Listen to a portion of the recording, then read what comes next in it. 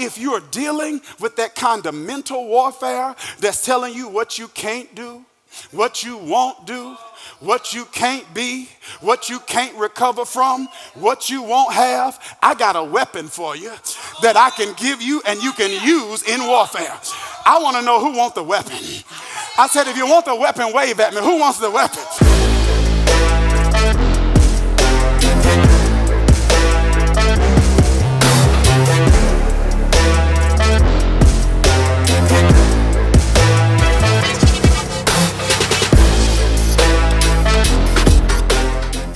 That at times there can be an inconsistency between the way God sees us and the way we see ourselves.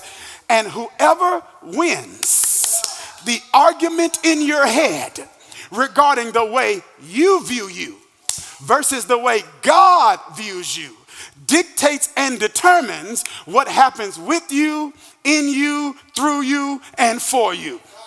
I came to tell somebody, here are my note takers, write this down. Your advancement in life is determined by who wins the argument in your head. I wish you would talk back to me, New Jersey. I said your advancement in life is determined by who wins the argument in your head. And how do I know you have arguments going on in your head? It's not because I can read your mind. I know you got arguments going on in your head because I read my Bible. And the Bible tells me that mental arguments are an expression of spiritual warfare. You cannot be a child of God and not be an object of the attack of the enemy. And one of the ways the enemy attacks us is by placing vain imaginations in our mind that create arguments. Isn't that what Paul said? He says, come on, we exalt Christ and every argument that comes against the knowledge of God. And come on, be honest. There's some arguing going on. I know we argue with other people, but I'm looking for some people that are honest enough to say most of my arguments are with me. Come on, y'all aren't talking back to me today. I said I'm looking for some people that are honest enough to admit that my arguments are with me, because it's the enemy trying to convince you that what God says about you isn't true. Come on, we can go back to part 1 in this series where we talked about the law of first mention, and you'll see that that's the very thing he tried to do in the garden with Adam and Eve. But if you're dealing with that kind of mental warfare that's telling you what you can't do, what you won't do, what you can't be, what you can't recover from, what you won't have, I got a weapon for you that I can give you and you can use in warfare. I want to know who wants the weapon. I said, if you want the weapon, wave at me. Who wants the weapon? Here's the weapon. The weapon is in the form of words. Here's the words. The devil is a liar. That's your weapon. See, your grandmama knew how to use it. Your grandfather knew how to use it. Your aunt knew how to use it. And I need you to learn how to use that same weapon. I said the devil is a liar.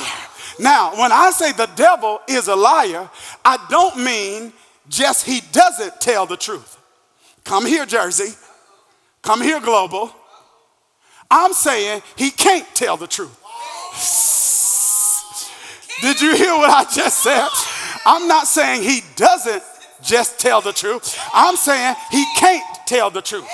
Hey, come on, the Bible says he's a liar and the truth is not even in him. Which means everything he tells me is actually the opposite of what's true. So you should be praising and rejoicing when the enemy starts planting arguments in your head, because if he's telling you you're not going to blow up, the truth is you are.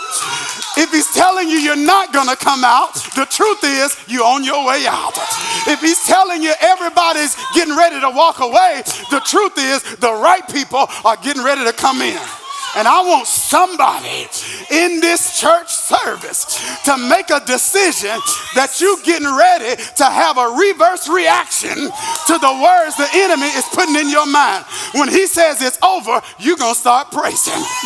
When he says the door's closed, you're going to start giving God glory, because he can't tell the truth. And I'm talking to some people that are saying, well, God must be getting ready to bring a whole lot to pass in my life.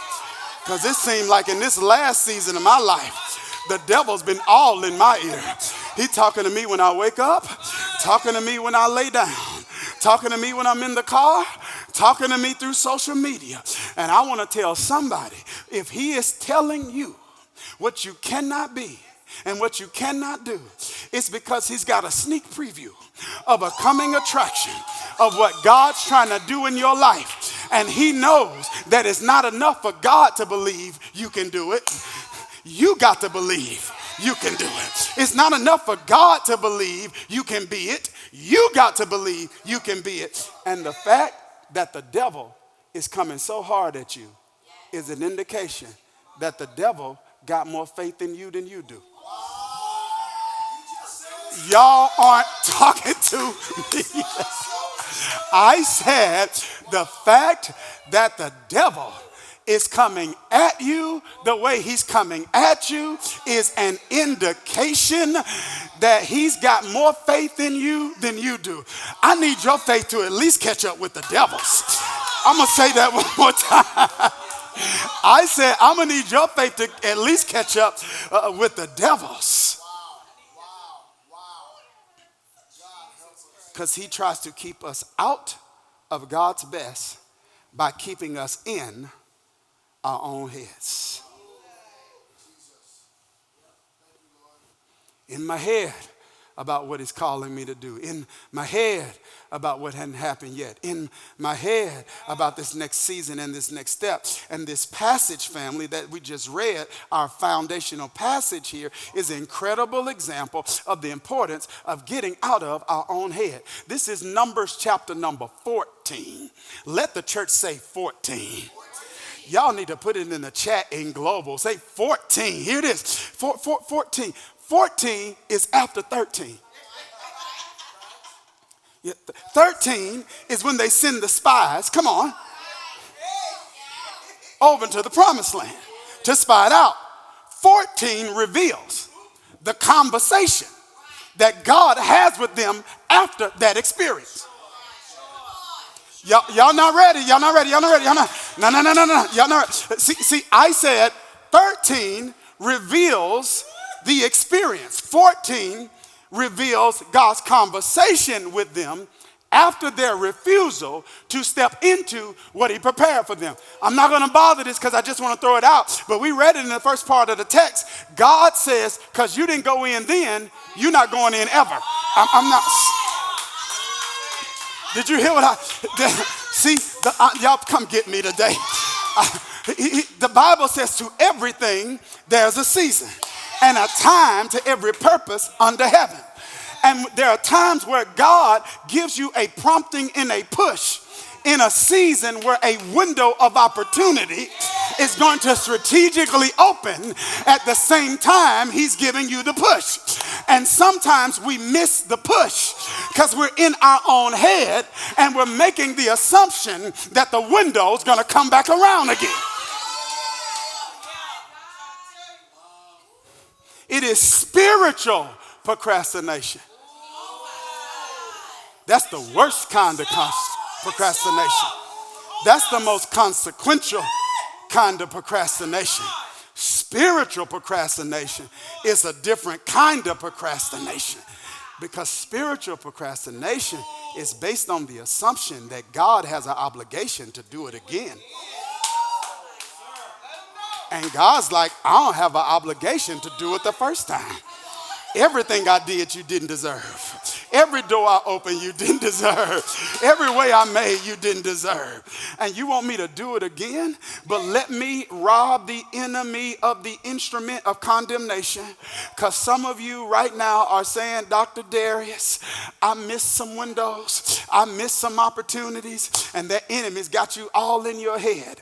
I also want to remind you that although he's the God of the push and strategic timing, he is also the God, based on his sovereignty, that will run it back. Did you hear what I just said?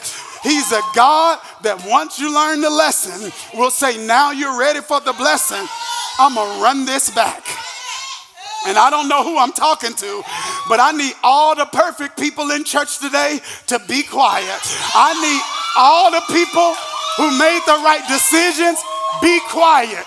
But for anybody that's messed up, that's missed some doors and missed some seasons, open your mouth and say, run it back, run it back, run it back. If you run it back, I'm walking through the door. If you run it back, I'm going to manage it wisely.